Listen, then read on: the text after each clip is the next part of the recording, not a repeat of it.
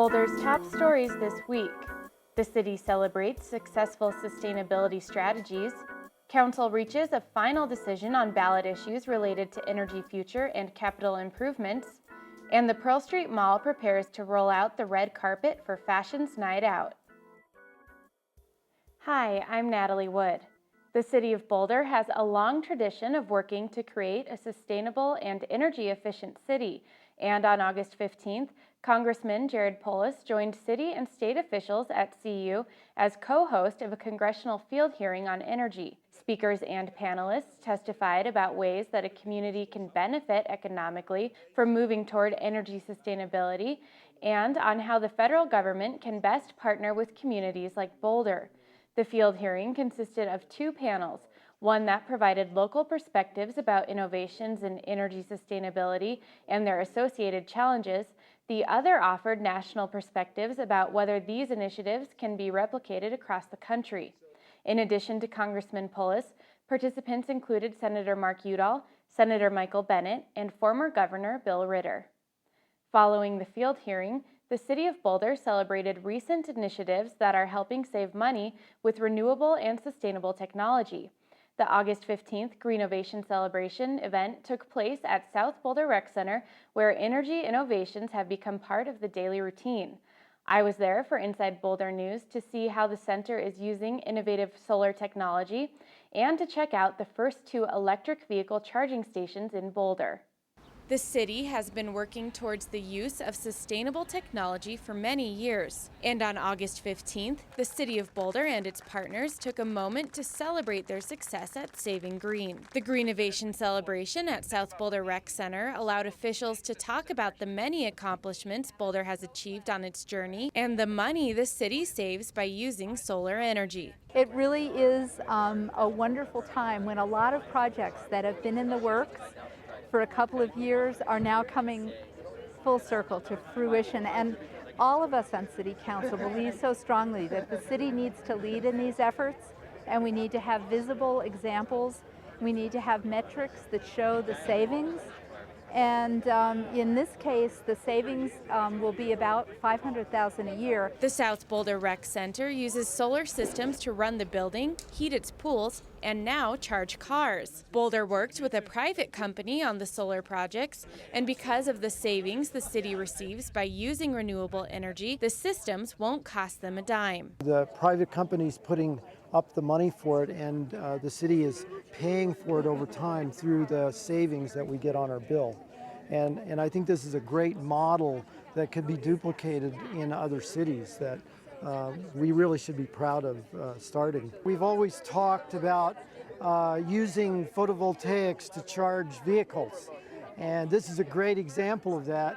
We're essentially charging these electric vehicles with the electricity we're making on site. So that's a perfect use of solar photovoltaics, and you know, it's great to see an example of that where everyone can come by and use the rec center and look at what we're doing here. The charging stations at South Boulder Rec Center are the first in the city, and residents can expect to see about 40 more popping up over the next 6 months. Along with the ceremonial plugging in at those new charging stations, the celebration also included 2 ribbon cuttings for the solar photovoltaic and solar thermal systems at the Recreation Center. The City of Boulder is committed to making continued use of renewable and sustainable technology to achieve both environmental and economic goals. Now Boulder voters will get a say about whether the city should take this commitment a step further. On August 16th, City Council approved 2 ballot measures related to the possible creation of a local electric utility. As a result of a unanimous decision, voters will be asked whether to authorize the creation of a locally run electric utility. The ballot question includes some limitations. Council will not be permitted to issue bonds to purchase Xcel Energy's distribution system until all startup costs are finalized. They would also be required to show that customer rates would be no more than those charged by Xcel at the time of acquisition. Voters will also be asked to consider extending and increasing the utility occupation tax for a limited amount of time to fund the costs associated with determining those final startup expenses and taking other interim steps necessary to set up a local utility. Energy isn't the only issue Council will be asking voters to weigh in on. Council voted to seek approval for $49 million in bonds to catch up on significant deficiencies in the city's infrastructure.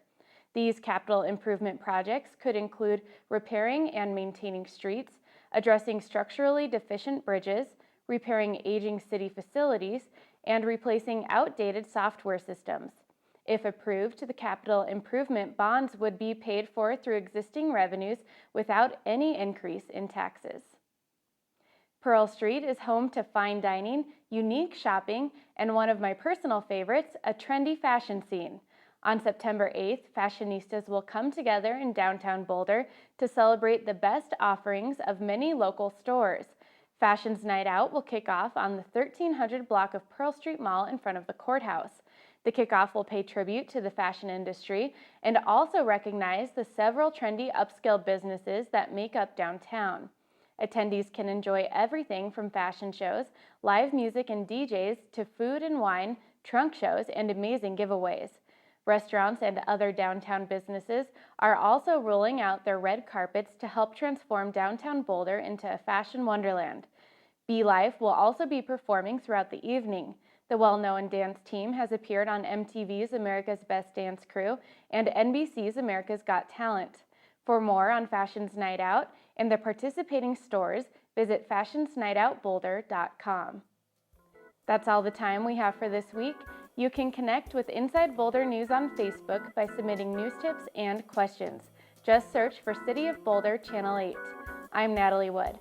Stick around for more Inside Boulder next.